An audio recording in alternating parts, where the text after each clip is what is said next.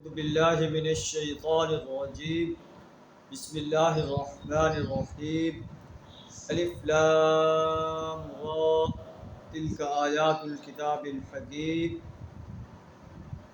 أكان للناس عجبا أن أوحينا إلى رجل منهم أن أنذر الناس وبشر الذين آمنوا أن لهم قدم صدق عند ربهم قال الكافرون إن هذا لساحر مبين. صدق اللہ العظیم. سورہ یونس کی دو آیات آپ کے سامنے تلاوت کی، آیت نمبر 1 اور آیت نمبر 2۔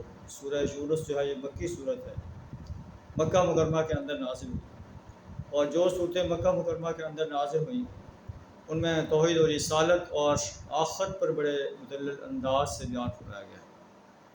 تو یہ صورت ایسے محسوس ہوتی ہے جیسے مکی دور کے آخر میں نازل ہوئی، جس میں مکہ کے قریش کو وارننگ بھی دی گئی ہے کہ تم جو نبی صلی اللہ علیہ وسلم کی دعوت پر لبیک نہیں کہتے تو تم حضرت موسیٰ علیہ السلام کے مقابلے میں فرعون کا انجام دیکھ لو کہ وہ کیسے پانی کے عذاب میں غرق کر دیا گیا۔ اگر تم بھی نبی صلی اللہ علیہ وسلم کی دعوت کو رد کر دو گے تو تمہیں بھی ایسے عذاب کا سامنا کرنا پڑ سکتا ہے۔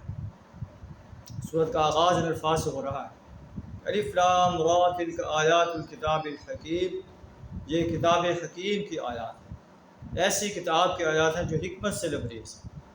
تو ہم اس کے مخاطب ہیں، ہمیں دیکھنا ہے کہ ہم حکمت سے لبریز اس کتاب سے کس حد تک فائدہ اٹھا رہے ہیں۔ کیا ہم اس کو جو ہے سمجھ کر پڑھتے ہیں، اس کی زبان کو سیکھتے ہیں، اس میں جو حکمت کی باتیں ہمیں بتائی گئی ہیں ان حکمت کی باتوں کو جو ہے غور سے پڑھتے ہیں، ان کو سنتے ہیں، ان پر کس حد تک عمل کرتے ہیں۔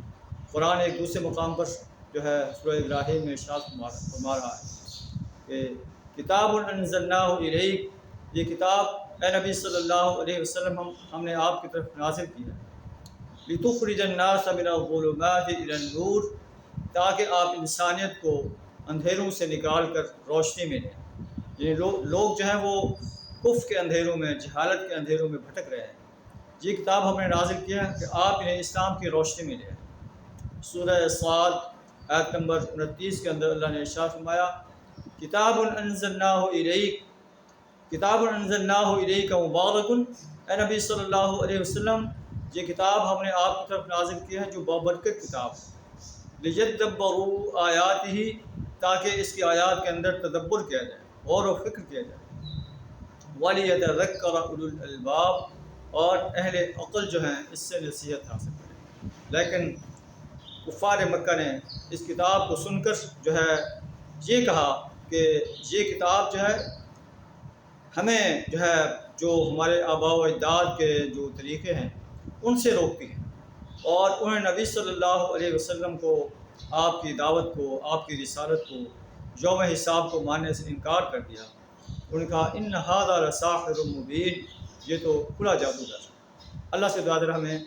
اس کتاب حکیم کو سمجھ کر پڑھنے، اس پر عمل کرنے، اس کی دعوت دینے، اور قرآن جو نظام دیتا ہے اس نظام کو اس سرزمین پر قائم کرنے کے لیے اپنا کردار ادا کرنے کی توفیق عطا فرمائے، اپنا مال، جان، وقت اور صلاحیت کھپا دینے کی توفیق عطا فرمائے۔ وآخر دعوانا الحمد للہ رب العالمین۔